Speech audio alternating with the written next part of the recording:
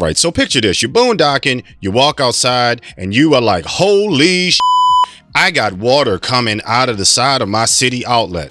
Chances are, nothing serious, but you got a bad check valve. So every time you pressurize your water pump, water is dumping out of your RV. And then you wonder why you're taking showers that don't have no pressure. Well, don't worry about it. Sit tight. Crazy Keon is going to teach you how to change this, how it's really not that serious, but why it's so super important. Right here on Hanging with the Hazes.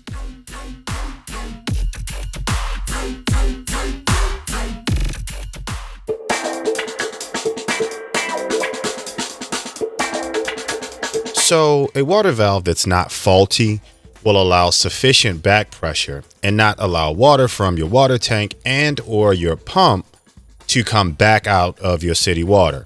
If there's nothing coming in from the city, that valve backs up and it allows the pump to continuously pressurize to keep water from going out of the city water, and it keeps it going into your faucets. So nothing out when it pressurizes, and when it depressurizes, only comes out of the faucets when they're open. That's the problem I'm having. I got it gushing back out of the city water. So this is what we do to fix that.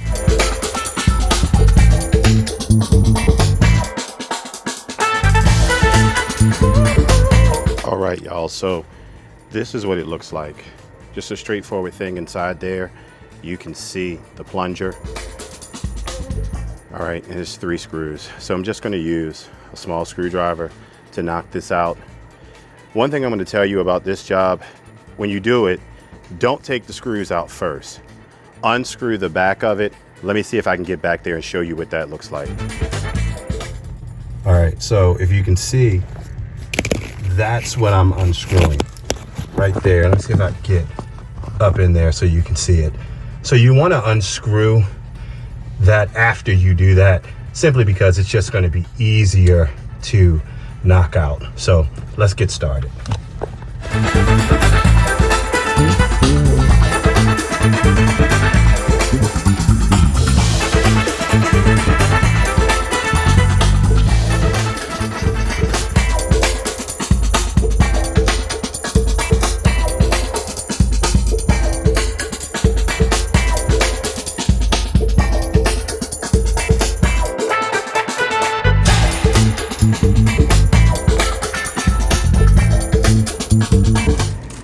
That's the old one. Now just gotta see if I can get this off, but if I can't, it's not the worst thing in the world. I'll just get a new one. See, I can blow clean through this. That tells me it's bad. You shouldn't be able to blow air back through it. So let me show you. This one, nothing. This one, hear it? You should not be able to do that. That's definitely a bad valve. So let's go ahead and pop this one on.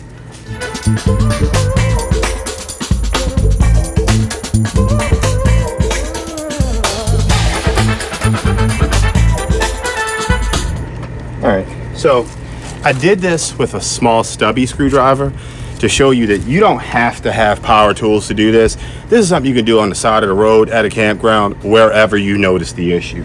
You just gotta have another valve on hand. So now that I have that there, looking at this other one, what I think I'm going to do is just buy another one of these. I'm going to use this one for now. Take it off of this side, swap it over.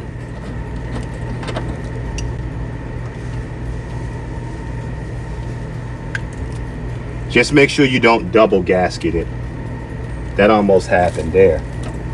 I'm going to leave that gasket there. Don't cross thread it.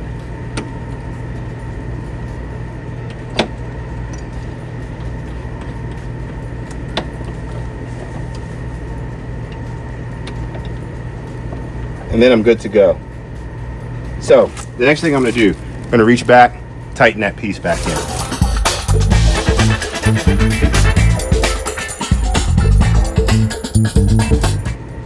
So now that I got that nice and tight, I got that back in there, I'll turn on the water pump.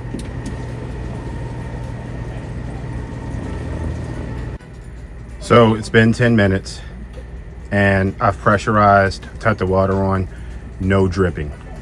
So something we did right. Let's call this one a win until we can prove otherwise.